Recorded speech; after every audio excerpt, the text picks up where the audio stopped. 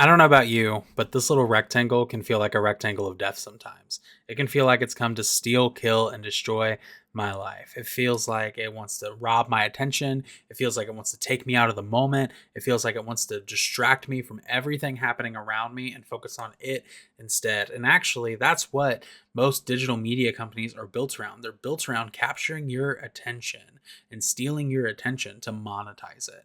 And I know that's crazy for a guy who's on YouTube to say, because obviously I want you to watch this video. But my goal isn't to create content for you to steal your attention, but actually propel you to action. Hey, my name is Eric, and this is Practical Discipleship, helping you live a practically formed life in Jesus for the sake of others. And today I want to give you 3 guardrails around technology so that the rectangle of death doesn't rob your life, but is actually a tool for your life. And the first tool that I want to give you is practice do not disturb. One of the things I think is so fascinating about the modern age is that we have created a false sense of urgency around how people can get a hold of us. At all hours of the day and night, people can get a hold of us. Productivity at work is crazy because guess what? I can have chat on your phone. Hey, guess what? I can have Slack on your phone. Hey, guess what? Email is on your phone. And there's almost this expectation that we should be available at all hours of the day, not just with work, but also with our personal lives, that people in our personal lives should be able to access us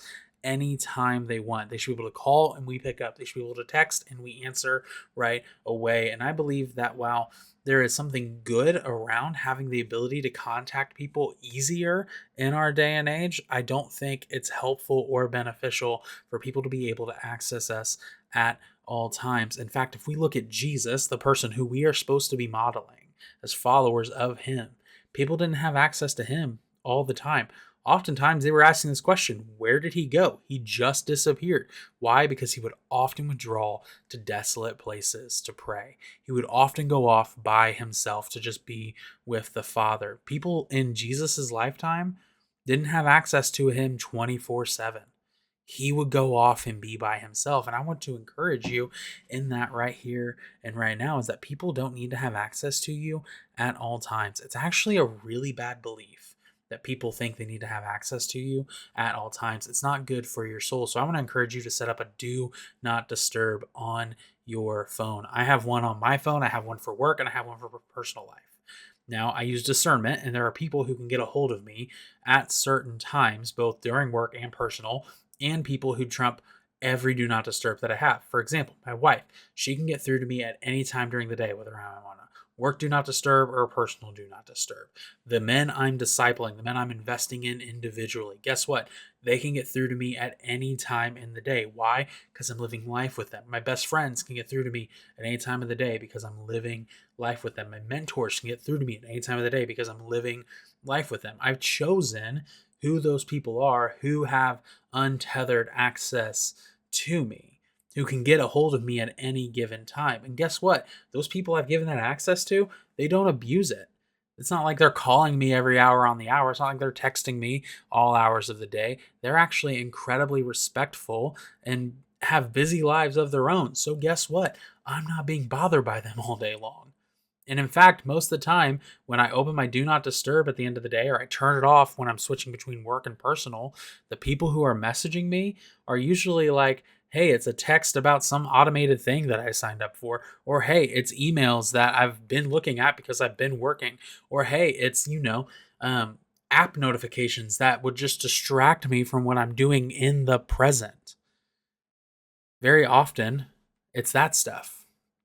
And I have set up my do not disturb to where phone calls can always come through. So if someone needs to call me for something, they can call me and I can choose to answer it or not. But I'm not being distracted by all the other little things happening around me. Apps can't get a hold of me at any given time of the day, and not everybody can get a hold of me via text at any given time of the day. I can set a boundary around that. You can set a boundary around that. I want to encourage you to set up and practice do not disturb because it's good for you to not have untethered access to you at all given times. It's good for people not to have access to you at all hours of the day. It's actually good for you to set boundaries around that. Now, not only do I want you to set boundaries around when people can access you through technology, I actually want you to set boundaries around when you access technology. And this is by getting analog. That's right. I want you to go old school. I want you to go pen and paper at sometimes. I want you to get a paper Bible. I want you to open up real books. Don't get me wrong. Digital books are great. I love ebooks. I love audiobooks, but there is something powerful about opening up a physical book. And if you do morning quiet time, I want to encourage you, get off the Bible app and get in a real Bible. I think the Bible app can be really good. I think you can use it for some of its plans, but I think you use those plans and you do them with a real Bible because, dude, when I'm on my phone and I'm on the Bible app, guess what? I can get distracted. It's a lot easier for me to want to check my email on the Bible app when I'm using my phone. It's a lot easier for me to want to check Instagram when I'm on my phone. So guess what?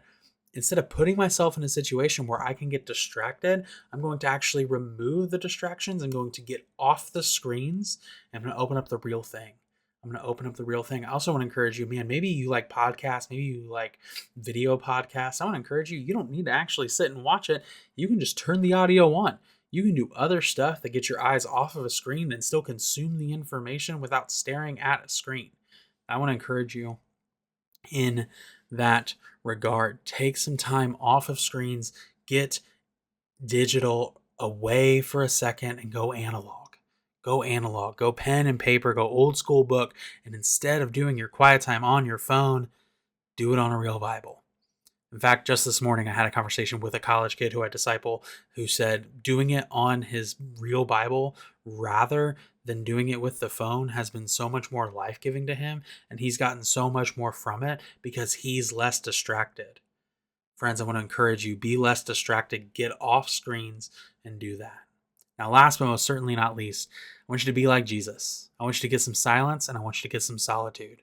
I don't want you just to unplug from technology. I want you to unplug from the world.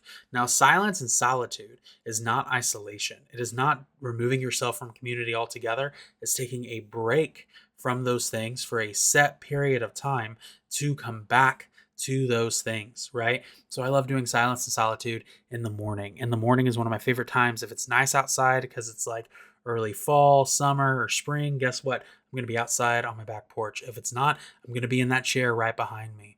I'm going to spend quiet time with God, sitting and listening. I'm going to be distraction free. I'm not going to listen to music. I'm not going to listen to a video. I'm not going to read a book. I'm just actually going to sit, pray, and be with God. Silence and solitude is deeply important. This idea of quieting our minds, quieting our hearts to sit and be with God. All throughout Scripture, we see this happen. We see verses like from Psalms where it says, "Be still and know that I am God." We see stories like Elijah who goes to the mountain and hears God in the soft whisper of the wind. And we see Jesus going to desolate places to pray alone, quiet, desolate places to pray alone. Friends, I want to give you this encouragement. Don't live your life in a way. Don't live your life in a way where it's constant noise at all times. Because guess what? Technology, though it's amazing, leads to noise. It leads to noise. It is constant noise within your life. Quiet the noise because God is not found in the noise. Most often, he is found in the quiet.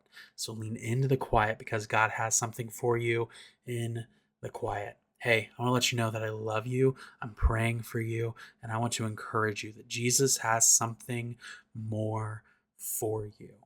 And one of the ways we are seeking to help you find the more that Jesus has for you is through the Practical Discipleship School community, where we're centralizing all of our resources like the 7-Day Bible Jumpstart, the Sabbath Planner, and the Rule of Life Builder, and so many more coming down the pipeline. In fact, we actually have a Silence and Solitude guide that will be dropping on January 1.